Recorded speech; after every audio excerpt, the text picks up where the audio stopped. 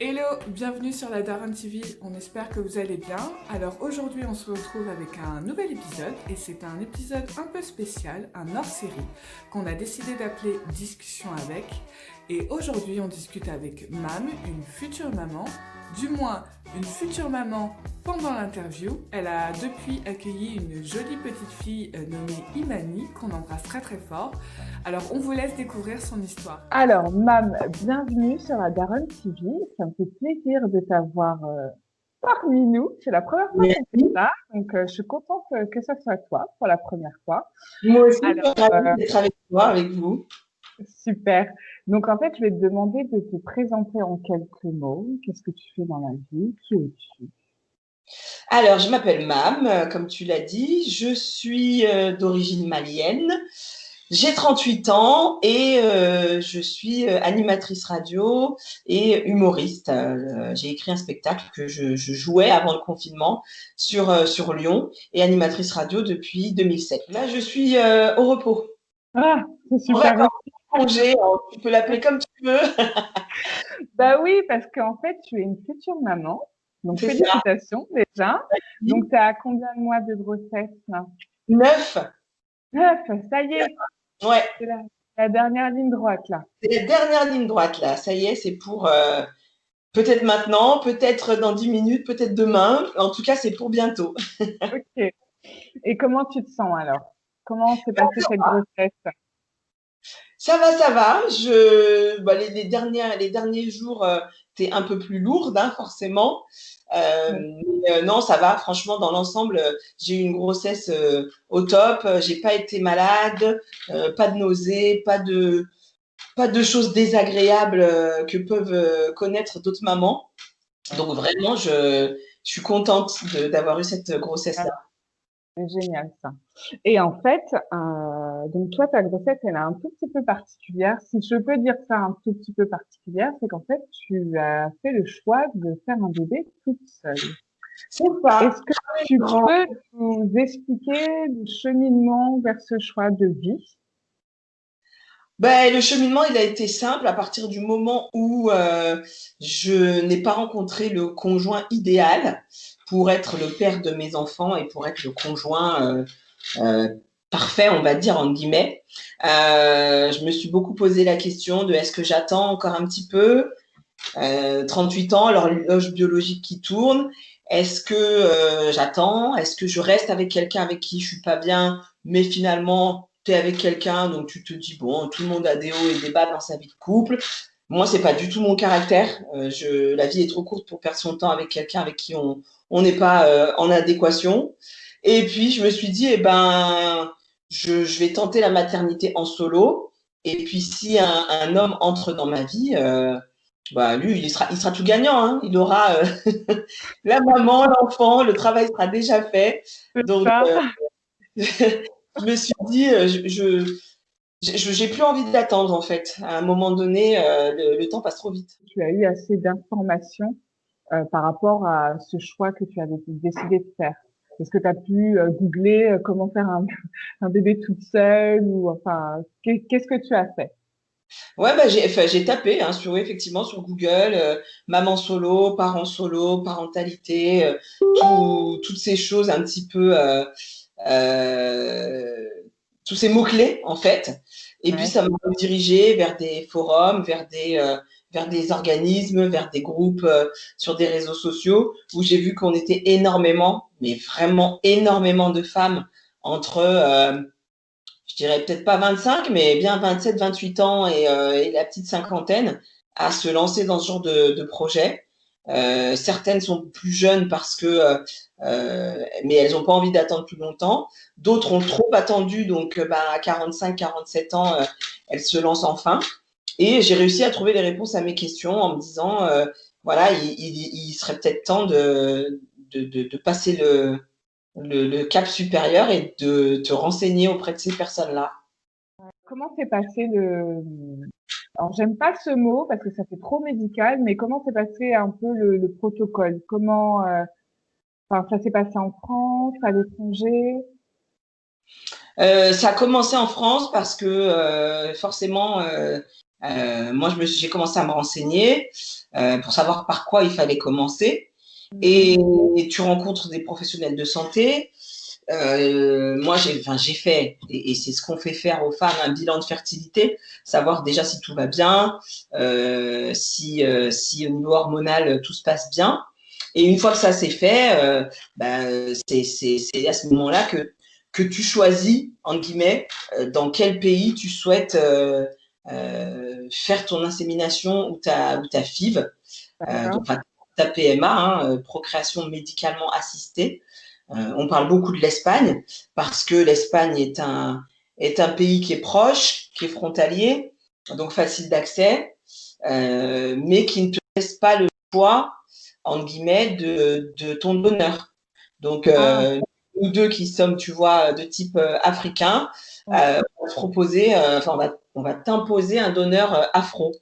Ce qui en soi n'est pas forcément un problème, hein. Pour moi en tout cas ça l'était pas, mais j'avais pas envie qu'encore une fois on choisisse à ma place.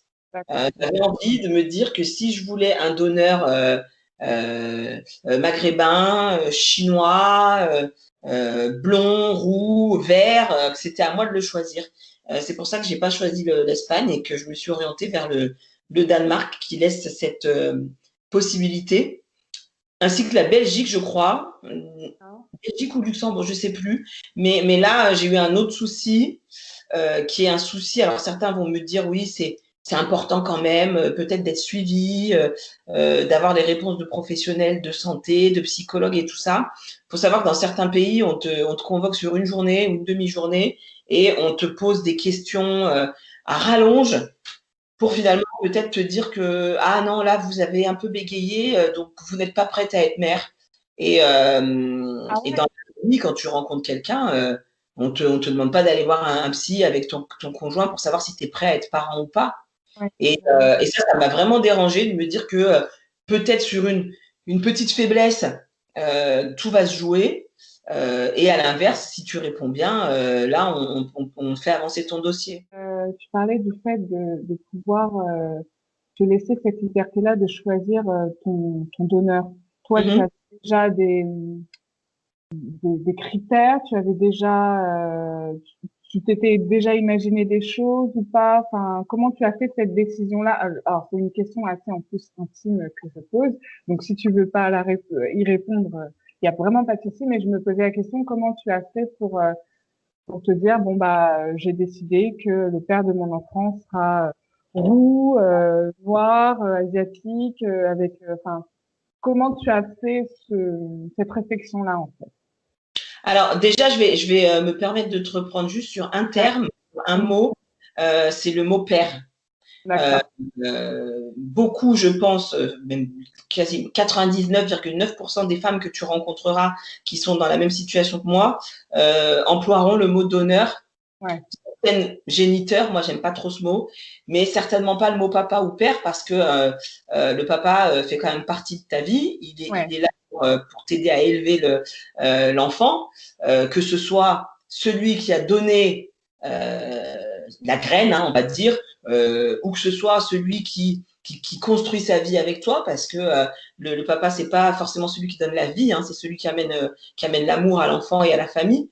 Et il faut savoir que nous, en tout cas, on travaille beaucoup pour expliquer à nos enfants, futurs enfants, comment ils ont été conçus, mais pas avoir justement cette espèce d'idéal du papa, puisque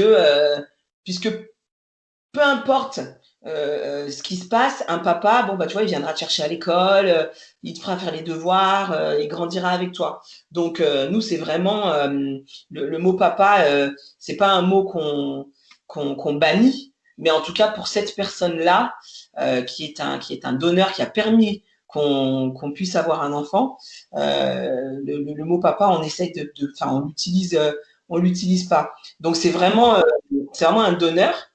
Et moi, j'avais déjà plus ou moins des idées, mais des idées dans le sens où, étant né en France, ayant grandi en France, j'ai toujours eu des conjoints au teint clair, à la peau claire. Je me suis toujours dit que je voulais des enfants métis. Donc, pour moi, le choix était clair. J'allais m'orienter vers quelqu'un de type caucasien, mais j'étais pas vraiment arrêtée sur brun, blond, roux, tu vois. Et puis finalement, quand tu regardes sur les donneurs au Danemark, ils sont très souvent tous blonds. Donc, Oui. du coup, ça m'a un peu plus, comment dire, guidée dans mon choix, parce que du coup, j'avais une liste de critères qui s'affinait au fur et à mesure que le temps passait. D'accord, ok. Et au niveau de tes proches, tes amis, quelle a été leur réaction sur ta décision que tu as prise pour toi?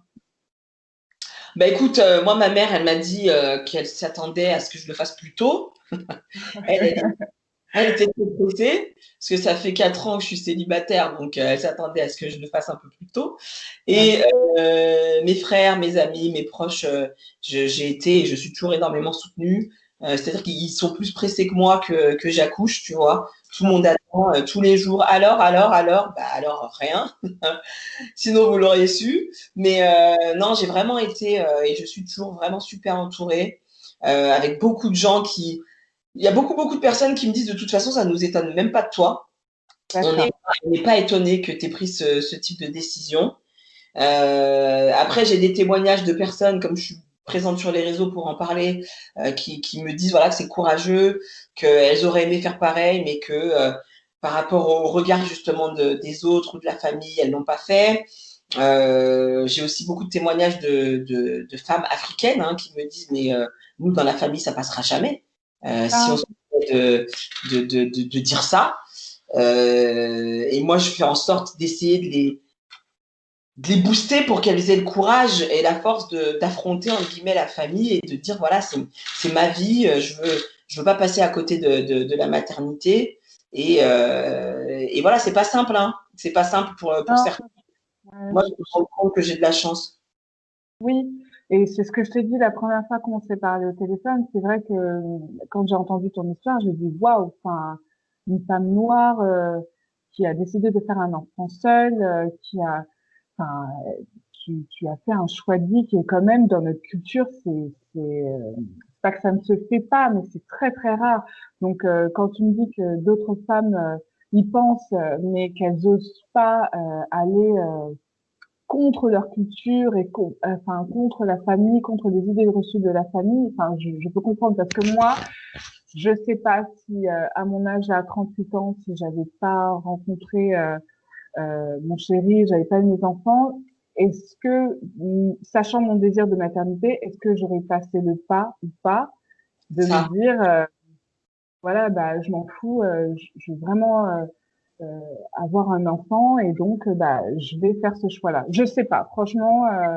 Donc vraiment que ça pourra ouvrir des discussions pour d'autres femmes, surtout dans notre communauté et même les autres communautés qui euh, asiatiques, Asie du Sud-Est, maghrébine, etc.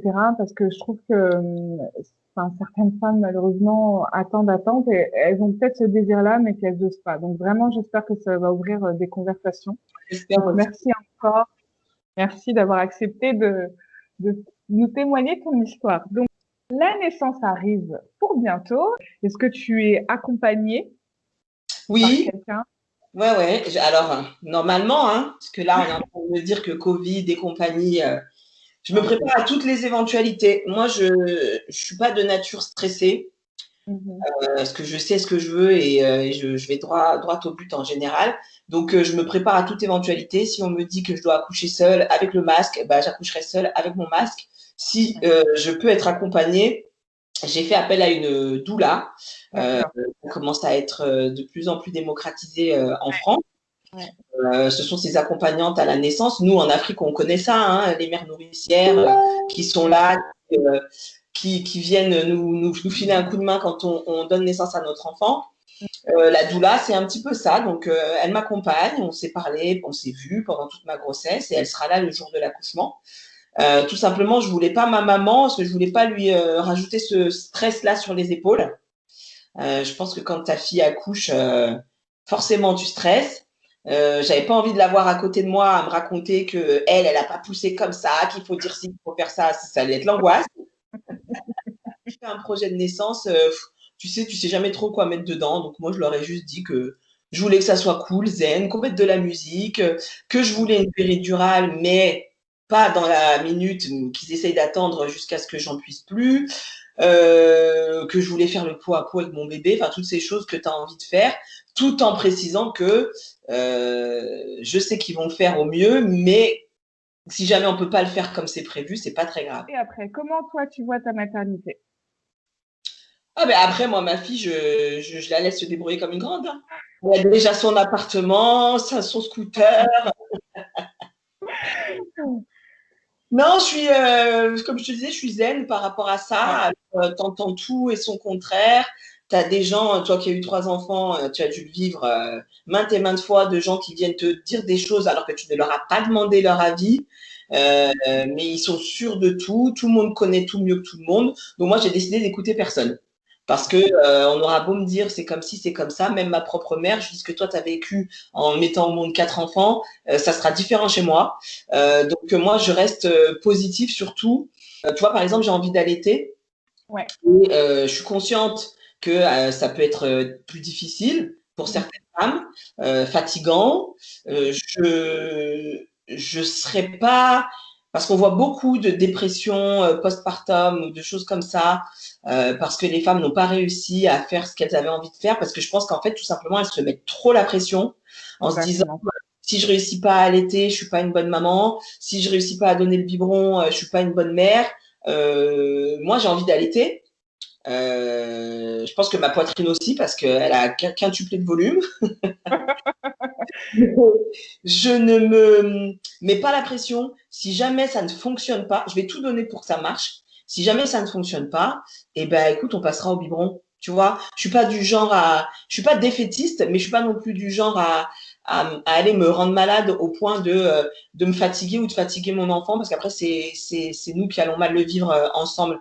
Donc, moi, je suis pour une maternité positive, de dire les choses à mes enfants, d'essayer d'être au maximum présente, surtout dans le monde dans lequel on vit maintenant, les protéger au maximum, enfin la protéger, puisque c'est une petite fille et c'est la première, mais, Ouais. mais dans un monde idéal, j'aimerais bien un deuxième.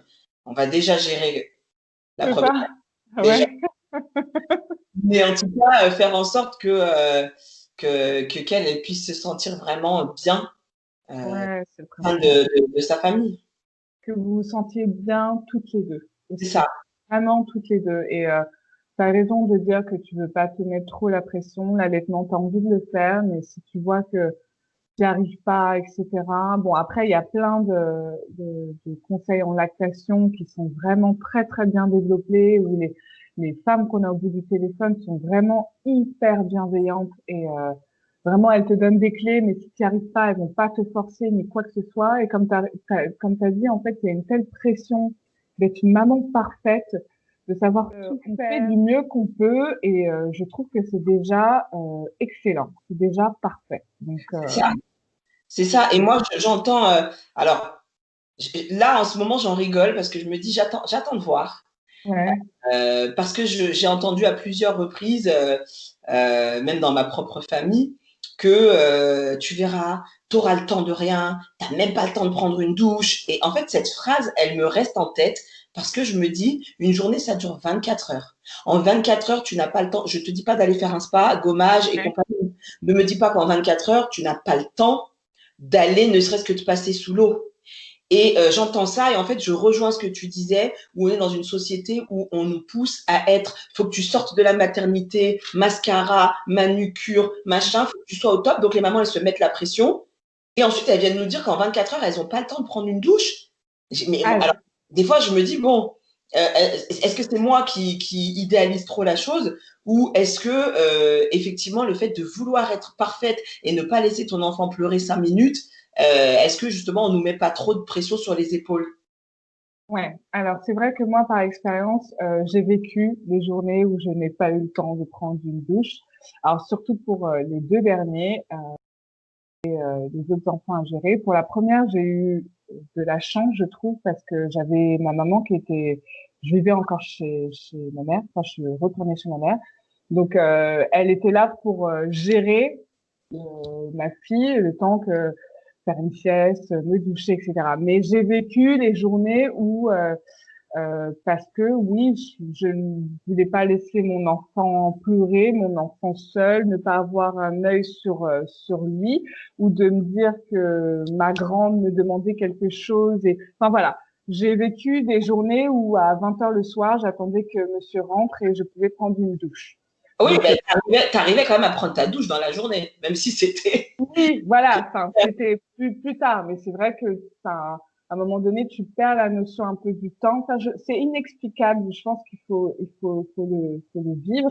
Vivre. Mais ouais, il y a un moment donné, tu perds la notion du temps et à un moment donné, tu es concentré sur le bébé et puis tu as tout ce chamboulement d'hormones et tout qui c'est pas de la rigolade. C'est vraiment pas de la rigolade. Donc ouais, après si tu y arrives toi, enfin ça sera super génial et mais c'est vrai que certaines femmes, enfin moi je fais partie de ces femmes-là qui à un moment donné les premiers mois où j'ai pas su gérer totalement. Enfin je parle Et de quand mes deux on a derniers. en plus plus grand à gérer, comme tu dis, c'est compliqué. Mais je pense que effectivement, je suis en train de lire un bouquin là que m'a envoyé une personne qui me suit sur les réseaux, Devenir mère, une maternité sans langue de bois, Ouais, où elle balance justement sans langue de bois et qu'elle dit voilà, effectivement, à un moment donné, tu as des choses à faire, bah, si tu peux les mettre au lendemain parce que ça peut attendre. Je pense que laisser pleurer ou avoir l'enfant dans la salle de bain avec toi ou dans la cuisine avec toi, le temps que tu puisses faire des choses, ce sont des choses qui se font, mais de nous-mêmes, on doit se l'interdire, je pense, et par rapport à la société pour montrer que oui, toi aussi, tu as un peu galéré. Donc ça aussi, c'est un message que j'essaie d'envoyer en disant, je sais pas encore parce que j'ai pas d'enfant, donc je suis pas légitime. On verra d'ici quelques semaines, mois, je pourrais t'en reparler.